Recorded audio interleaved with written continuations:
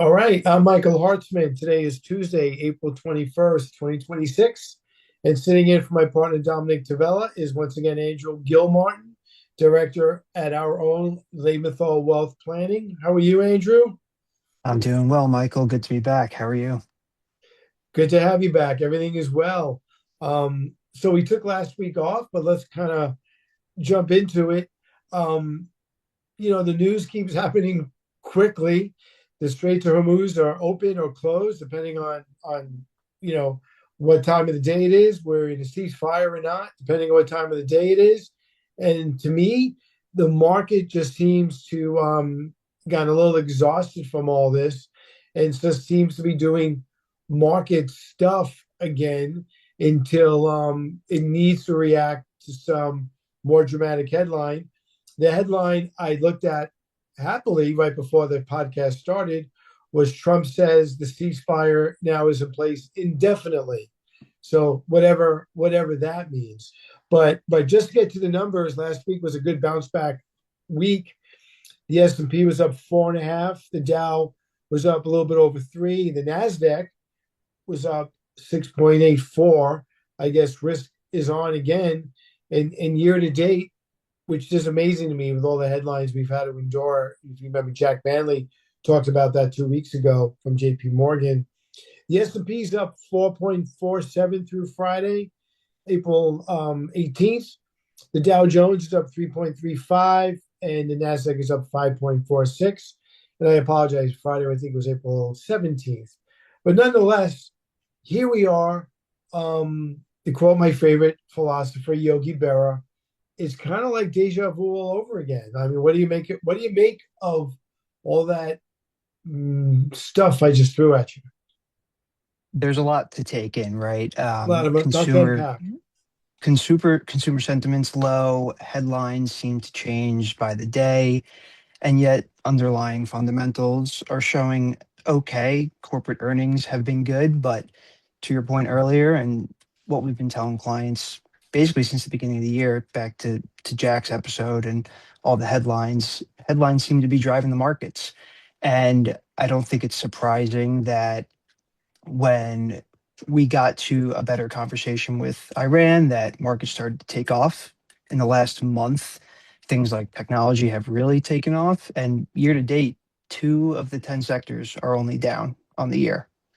So it's been an interesting year driven by headlines, and I wanted to get your take on corporate earnings are coming up. Things have been good, but you've seen some mixed results from a stock perspective, right? So some earnings have been really good, but stocks for those specific companies are still down. Yeah, and I think Netflix is a good example of that. A week ago, and I think earnings is always a function of not only what did they do in a rearview mirror, but what's the expectation going forward. And technology, I think, is the most sensitive to that, followed by financials. I think those two sectors in particular, media kind of hangs on every word.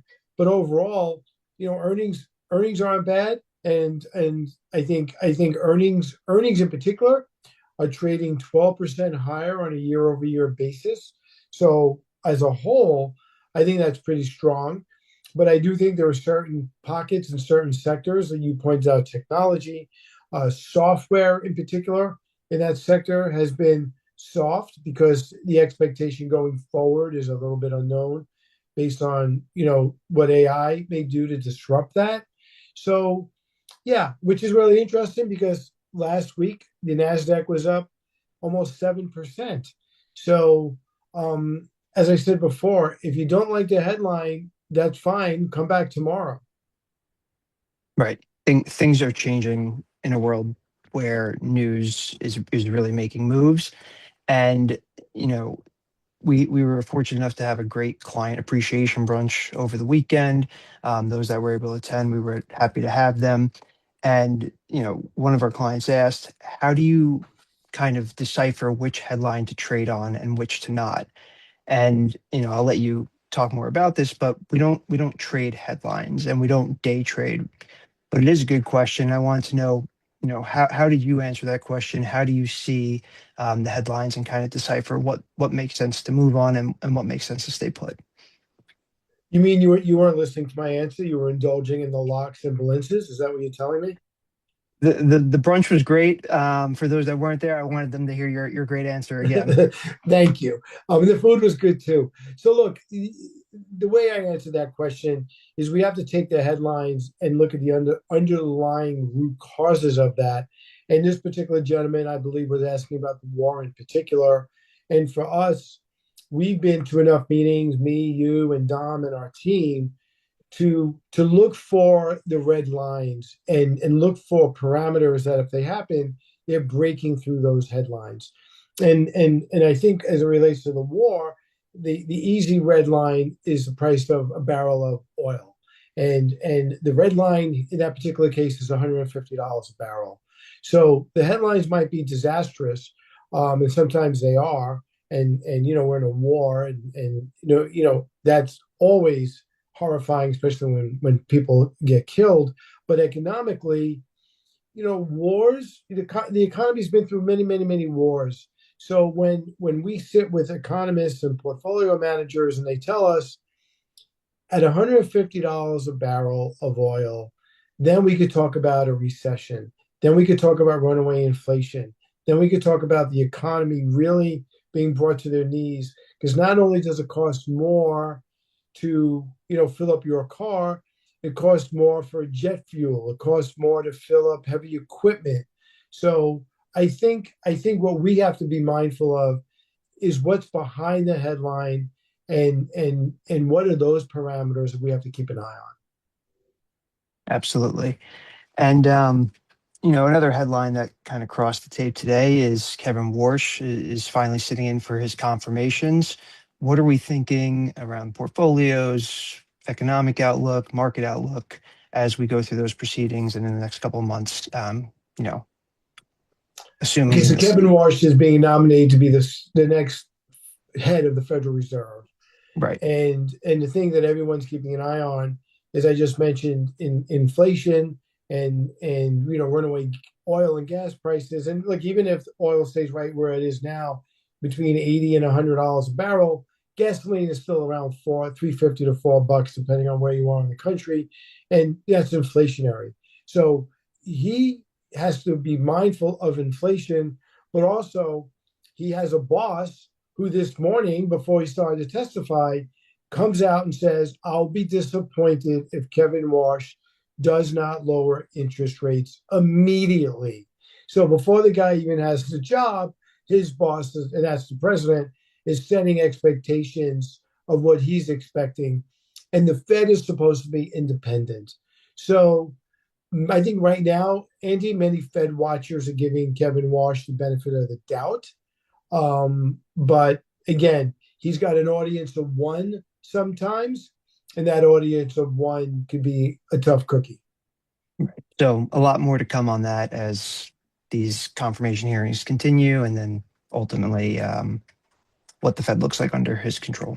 Yeah, look, and as I said this morning on our morning call, no matter what you're nominated for, and no matter whether you're a Republican or a Democrat or who your boss is going to be, you get in front of that committee, you're going to tell them what they want to hear. Whether you're a candidate for the Supreme Court or a candidate for the Federal Reserve or the candidate for, top dog catcher, they're going to, if they want the job, they're going to tell their audience what they want to hear. And I hate to be, jaded, but that's how it always seems. I think once he gets in that chair and really takes the temperature of the economy, that's when the rubber meets the road, not what he's saying today. And I apologize for being, as I said, that jaded about it. Mm. No, I think the clients appreciate the candidness. Well, what do you think? I mean, I don't disagree with you. We talked about it internally. I think that he's been there before. I think people have respect for him. He used to be a Fed governor. Um, it seems like he wants to kind of try to change the status quo of the Fed. I don't know how easy that's going to be. But again, time will tell. We'll see what Yeah. happens when he's in office. Yeah. And the reason this is important, just for context, the Federal Reserve's term is 6 years, and Trump, hates, and that's a strong word, but I think he would agree. Jerome Powell, the current Federal Reserve chair, and Trump put him there. Trump nominated him. Trump gave him the job, and he was the Federal Reserve chair during COVID. I think he did a very good job during COVID. I think he did a terrible job in 2022 when inflation was kind of getting out of control. And I think he's done a decent job since then. And so Trump nominated him, kept him on for 6 years, and Biden reappointed him. But the goal of the Fed is to be independent. And that is the one thing above all else is what Fed watchers are going to be mindful of. Will this Fed chair be independent? And at the moment, I'm going to give him the benefit of the doubt. Agreed. And with that said, I'm excited for the conversation we have lined up for tonight. Give you a second if you want to briefly introduce our guest before we go to break. Wow, second show, and you gave me a nice segue. Nicely done. Our guest tonight is Matt Coleman from the Small Business Administration. He is Regional Administrator and head of the Atlantic region. And we've had clients who've gotten money from the SBA. We hear that term thrown around all the time. We never really talk about it. I think we kind of take it for granted. And I'm really looking forward to the conversation tonight because the SBA really, to me, is the backbone of what a lot of people consider the engine of this economy, and that's small businesses. And, and they've given the seed money to countless small businesses.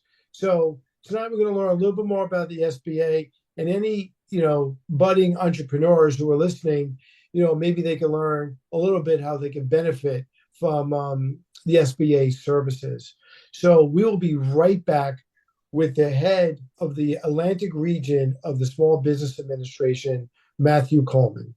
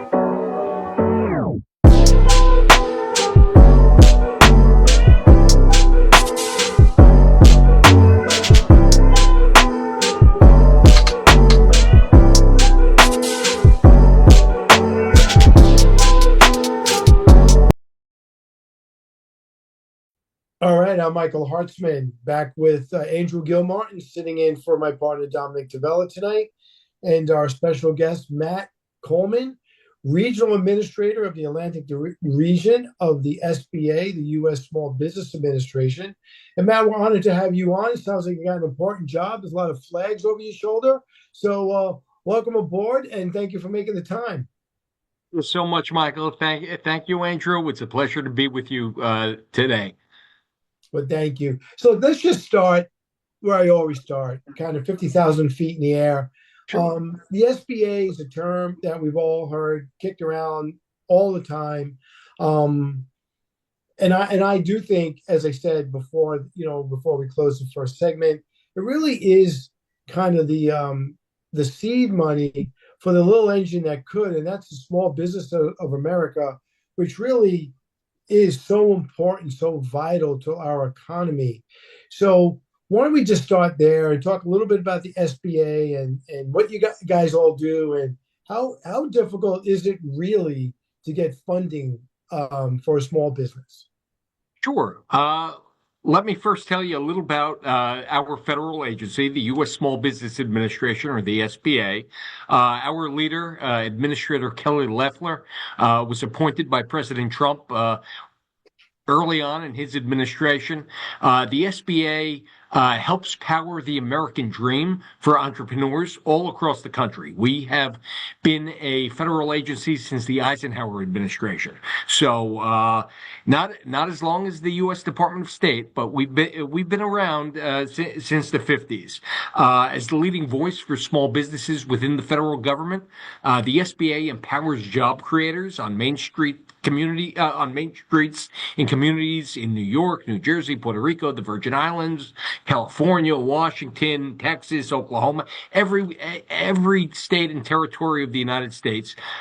We empower job creators with the resources and the capital and the support that they need to start, grow, and expand their businesses and recover from a declared federal disaster. That's the part that people never really ascribe to the SBA. They think FEMA, but the SBA and FEMA are both federal first responders. We deliver our services through an extensive network of SBA field offices. There are 10 regional offices across the country. I am privileged to lead what I call the small but mighty Atlantic region. So we have New York, New Jersey, Puerto Rico, and the Virgin Islands. Together, we did over $3 billion of government guaranteed lending in 2025. And out of those regional offices, there are 68 district offices around the nation. And we also partner with both public and private organizations as resource partners in our resource partner network to provide that free or in some cases low cost if it's more detailed. But most of the time, 98% of the time, it's all free advice, counseling, and one-on-one advisement to entrepreneurs across the country. Matt, How's what that? does what constitutes a small business, and how many small businesses make up what percentage of all businesses in the country? Yeah, sure.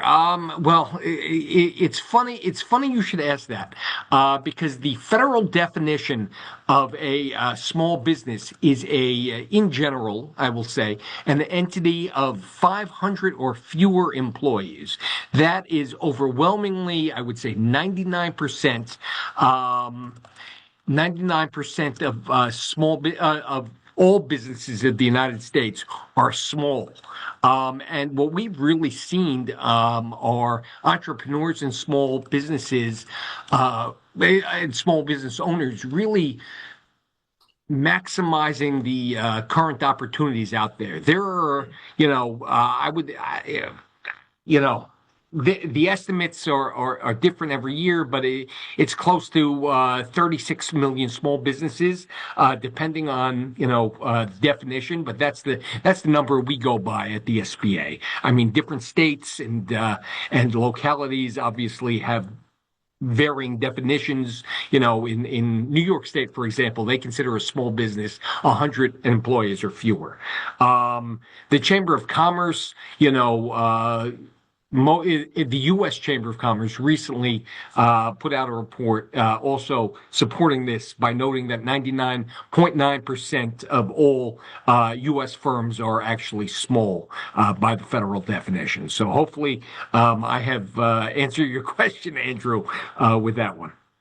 So Matt, my experience when I have a client or a friend or colleague or anyone Yeah. who's got money from the SBA, they're normally startups. So can a company that's 10 years old that's just kind of wanted to expand or run into some rough times, forget emergencies, forget like COVID or anything like that, just a Right. one-off, do they meet the criteria or is it normally a new business? Like, let's go over the criteria of when is a business a candidate to come to the SBA and say, I'd like to arrange some financing. Sure. Well, the first thing to keep in mind is that the SBA is actually not giving out the money to small businesses except for disasters. That's a direct loan from the federal Okay. government. SBA lending is government guaranteed lending. And I guess there are two main focal points of this lending, the 7A program and the 504 program. The Mhm. 7A and those are our traditional lending programs that have been around since the Eisenhower administration. In fact, 7A and 504 are both the sections of the Small Business Act that refer to them and constitute them as such. But the 7A loan program, otherwise known as working capital program, provides loan guarantees to lenders that then, disperse cash out to small business owners with certain requirements, meaning that those loans can only be used for short and long-term working capital, for example, or refinancing current business debt, or acquiring, refinancing, and improving real estate or businesses, which, mind you, is also, the 504 program, but you could use the 7A for that as well. You can use 7A money for changes in ownership, either complete or partial changes. You can really use 7A for working capital. And to be eligible, you would apply through your lender, and the SBA funds resource partners throughout every community in the country. So you could go to your local small business development center. You could go to a SCORE mentor. You could go to a women's business center, and they will. They're currently funded by the SBA. In some cases, jointly funded with their host institution, and that's more in line with what the SBDCs are. It's a depending on the state, there's a certain match with the state educational entity. Here, I'm sitting in New York State right now. The host institution for New York is the SUNY, or a State University of New York school system. But for a 7A loan, and I'm sorry to go down that rabbit hole with you, but for a 7A loan eligibility, you need to be an operating business. You have to be operating for profit. You have to be a U.S. owned business. And, we just put out a new SOP. You have to be a United States citizen. You can no longer be a lawful permanent resident or an LPR for that. You have to be in a size standard requirement, meaning you're a small business. So in general, 500 employees or under, or with that little largesse for a certain ACE code. You can, in some cases, go a little larger. You can't be a type of ineligible business, and Congress has basically stated what an ineligible business is. It's in U.S. code. For example, we do not fund nonprofits. Anybody in a business primarily engaged in lending, like a bank or a financial company or a pawn shop, for example, would be ineligible. Passive businesses owned by developers, passive real estate investment, life insurance companies, those are all prohibited business. Pyramid schemes, are prohibited. Governments are prohibited from SBA lending. Matt, just to stop you there, Yeah, pyramid yeah, schemes are illegal. You mean yeah. multi-level marketing? Multi-level marketing. Gotcha. Correct. Okay. Yeah. In the Small Business Act, it is actually written as small as a pyramid scheme. But yes, Really? yes, you can check U.S. code on that. I guarantee you that is accurate. I would think No any loans. business that's where scheme in it is not a great That is how model. they passed the law in the Eisenhower administration. Okay, Trust me, we know it backwards and forwards at the SBA. But I'm yes, sure you do. it's multi-level marketing. That's Yeah, that's the term that we all use today. yeah. So those are all eligibility criteria, but you also have to be credit worthy and demonstrate a reasonable ability to repay the loan. The government will not guarantee a loan. If you come in and say, "Oh, I need a $5 million loan," and you're, looking through your financials, a lending institution will say, "Wait a second, you can only pay $50,000 back on this reasonably." They're not going to extend that credit to you, even though it's government guaranteed. There's also something, that's important to know. There are two types of lending partners the SBA has. There's SBA lending partners, a general basic lending partner. A lending partner will have you apply for the loan, review the loan, go over everything after you submit it, complete the package with you to give it to the lender. The lender will approve it, but then the lender has to send it to the SBA to approve. That's a basic lending partner. You then have a preferred lending partner, a PLP. In New York State, for example, where I'm sitting right now, 98% of our lenders operating throughout the state of New York are PLPs. So most of those are able to make a decision, and that would be binding for the agency. It would just need to get what do you call it? It has to be submitted through a system called an E-Tran number, and a loan number needs to be created for it. But a PLP is allowed to make all decisions on behalf of the agency. You may have some sort of similarity to that. If you remember during the pandemic, the Paycheck Protection Program, PPP lenders could act as an agent of the government in making and approving loans, and all they needed to do was submit it to the SBA and get a loan number back, and it was considered guaranteed. A PLP, or a preferred lending partner, that's exactly what they do.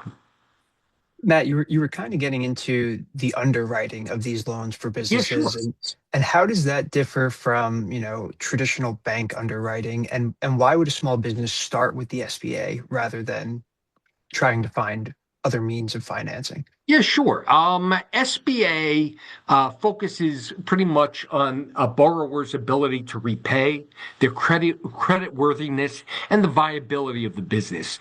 We have guidelines, record year of lending. So what we're doing is actually working. The key underwriting criteria, obviously, is capacity, or the repayment ability. So lenders will look for the debt service coverage ratio, or the DSCR, which is in general 1.25 times or higher. Than the company actually has, to ensure that the business generates enough cash flow to cover its debt payments back to the lender. I would also, for smaller 7A working capital loans, I would say the DSCR has to be equal or greater to 1.1 to 1 on a historical or potentially projected basis, if memory serves, from that. And I mean, the NAGLE, which is the Government Guaranteed Lending National Association. Also, I recently put something out about cash flow analysis, and asking their lenders, or suggesting to their lenders, that evaluation of 2 most recent months of commercial bank activity, business debt, and projected earnings are very important to come up with a adequate capacity review for an applicant. You have the credit history as well. We, as an agency, just left the I'm forgetting the proprietary score that nobody actually knew the secrets behind. It wasn't our proprietary score. One of the credit agencies formulated it. We just left that, and we're focusing on our statutory mission of ability to repay, and looking at business score, make sure your business history and business credit show responsibility. And in terms of personal credit score for traditional SBA or 7A lending, 504 lending, while there's no strict minimum set by the agency, lenders generally look for a credit score of, I don't know, I'd say 690, 700 or higher, to demonstrate that ability. In terms of collateral and equity, lenders have to take a lien on all business assets. For 504 loans, the finance property or financed equipment serves generally as the collateral. But also in terms of 504, CDC certified development companies and third-party lenders want to make sure that you as a borrower or a prospective borrower have some skin in the game. That's the industry term.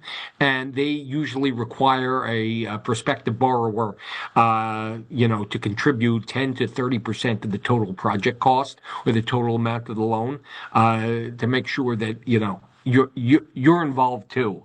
Equipment financing, new businesses generally need a, 10%, 10 to 20%. Usually they say the 504 loan can go down to 10% deposit, which is true in terms of real property purchases. But for equipment financing, generally it's around 20% deposit. So Matt, why don't we take a break right there? Yeah, And sure. I'm sorry. By the way, I'm sorry for getting too policy detailed with you. that's okay. Dominic's favorite expression is wonky, so he'd really be disappointed he's not on tonight. So the wonk meter is high, which is good, no problem. So let's take a break right now. And when we come back, what I'm going to ask you is why would someone, don't answer it now, but think about it. Why does someone go to the SBA as opposed to just going to their local bank or credit union? So hold that thought. I know you know the answer. And we'll be right back with Matt Coleman, Regional Director of the SBA for the Atlantic region.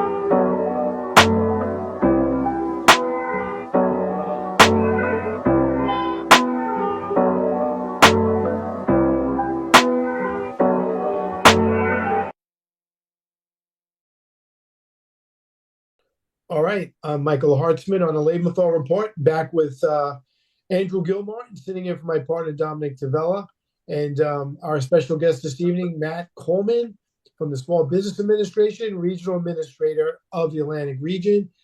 So Matt, before we went to the break, you were talking about the criteria and the different types of loans and the hoops that people have to jump through, which makes perfect sense. Why would what's the benefit of going to the SBA as opposed to just going to a local credit union or local large bank? Is it easier underwriting? Is it lower interest rates? Is it better terms? Is it all of the above? Is it a combination of the above? Well, I would actually argue that it's a combination and all of the above. And chances are that any bank you're going to is an SBA lending partner, either as a lending partner or a preferred lending partner. Um, the SBA, the government guaranteed lender, or government guaranteed lending, provides surety, or a sense of comfortability, or a sense of comfort rather, to a lender, to a bank, to a savings and loan, to anybody giving money to a small business owner or an entrepreneur, that if for some strange reason the loan would go bad, the government would step in, and pay it off and pay off that private capital that was given. The SBA default rate for our traditional loan program is minuscule. We have very stringent requirements. We always have had that. A very tight, long established, well thought of program. And it has provided transformational capital to many small businesses. There are hundreds of well-known companies that are SBA, that start off as SBA, with SBA financing. Under Armour is one of them. Everybody knows Under Armour. Um, yeah, gosh, I mean, we have Starbucks started off actually with an SBA loan. Apple Computer used SBA loans to open and expand. I mean, these are well-known American companies. FedEx, Chobani here in the state of New York. One of my former colleagues who recently retired was the district director of the upstate New York district based out of Syracuse. And he was there as Chobani bought a old craft factory in upstate New York. And they signed the loan documents together. And now it's a leading domestic yogurt manufacturer. These are top industries, and they all started with an SBA loan. Allen Edmonds, for example, the shoe manufacturer that's a very high-end shoe manufacturer now. They received many SBA loans, I believe, totaling up to $2 million between like the 1970s and 1990. So Gymboree. I know my daughter. I have a 9-year-old, and she was a kid, like an infant. She would go to Gymboree. And they also sell clothing, I think, as an apparel company. But that corporation today, that behemoth of a national corporation, started off as a small business with help from the SBA. But And just a follow up, then I yeah, apologize. sure, What no, what no. is the current? What are the current terms, and what is the current interest rate on an SBA loan? Well, it's lower than market rate. Okay, It's lower than market.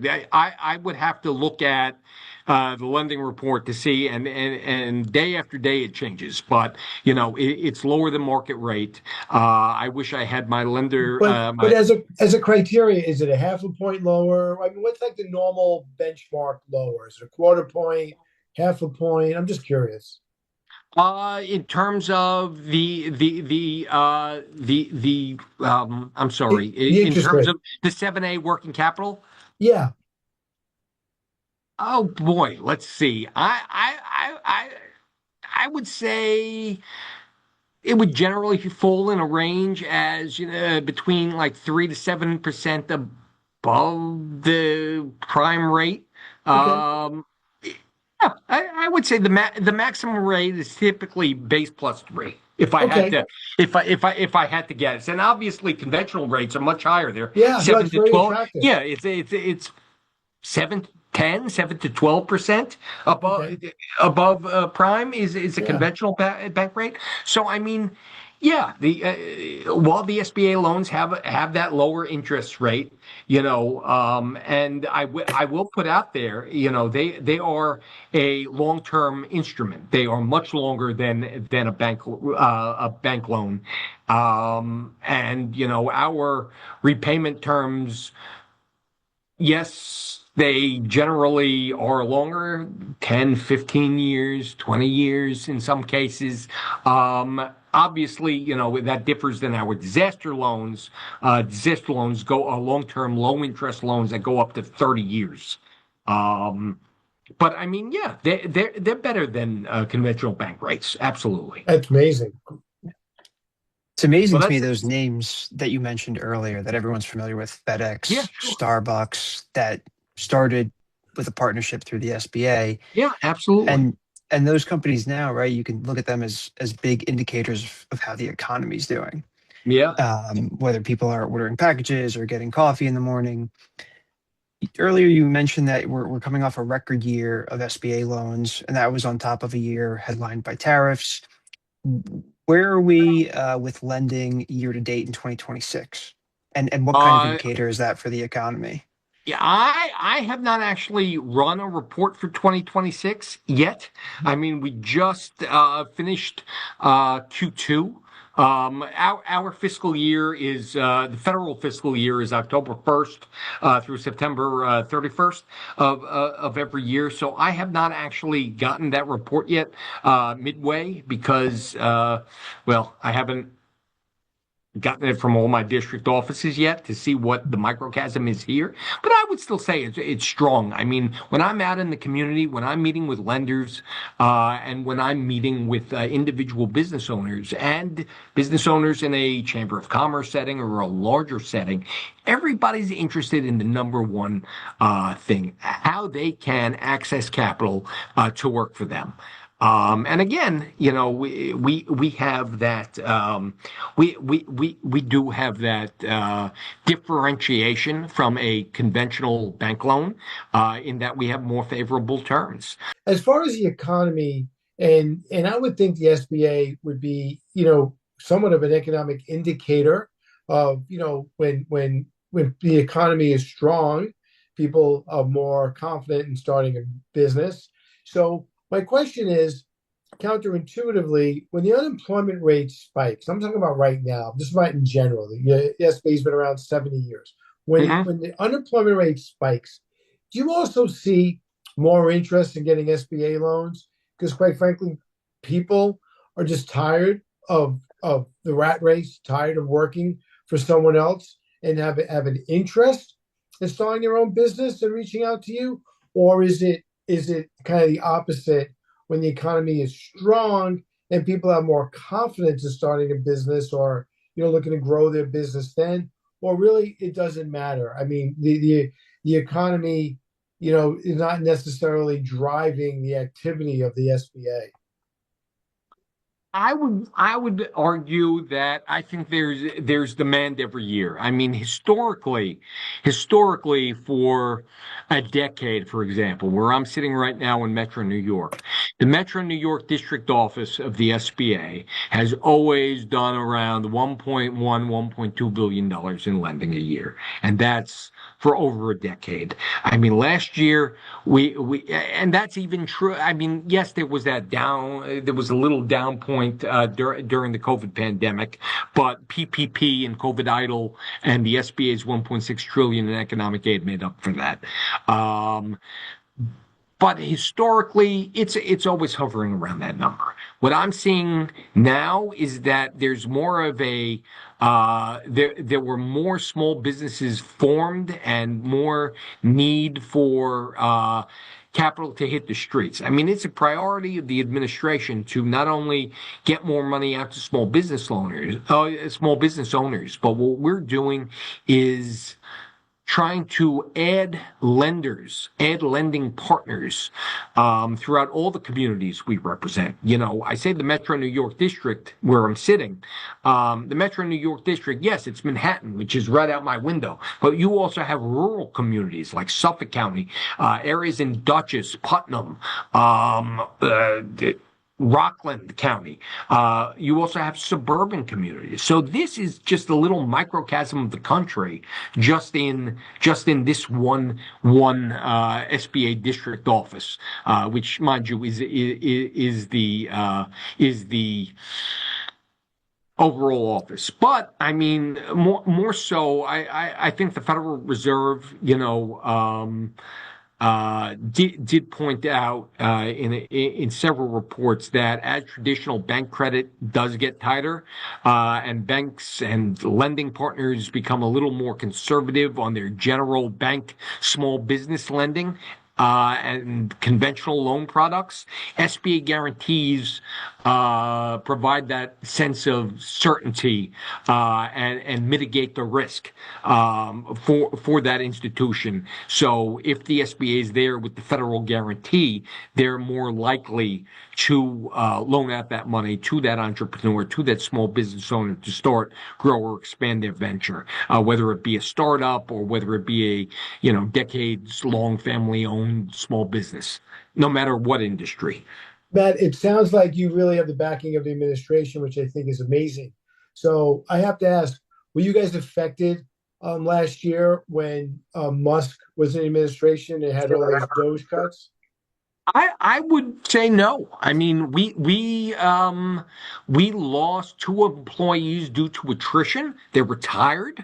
They were long-serving, 40-year employees, 45-year employees in one case. In the region, we really did not lose anybody. That no, we are out of time.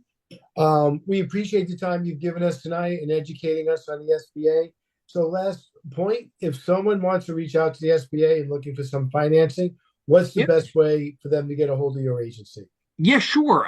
You can reach out to any of the district offices here in New York. Obviously, you're going to be referred to your local district office. The best way to do that is by going to SBA.gov.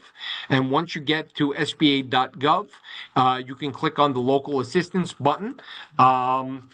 Or you can just type in sba.gov/local-assistance, enter your zip code, and your closest district office comes right up to you. Well, Matt, I appreciate you making the time after hours to join us this evening, and we'll have you back down the road, and we get an update on what's been going on at the SBA. But thank Absolutely. you for your I'm time tonight. looking forward to it, Michael. Thank you so much. And Andrew, thank you so much. I'm Thank you glad for joining us, Matt. this was a great, I think this was a great second time out for you. Thank you. And Well, I think it was a good first for you. Hey, there you go. There you go. True. Look forward to coming back. Thank you well, guys so much. you're welcome. We'll see you next time on the Lebenthal Report. Have a good night, everybody. Take care.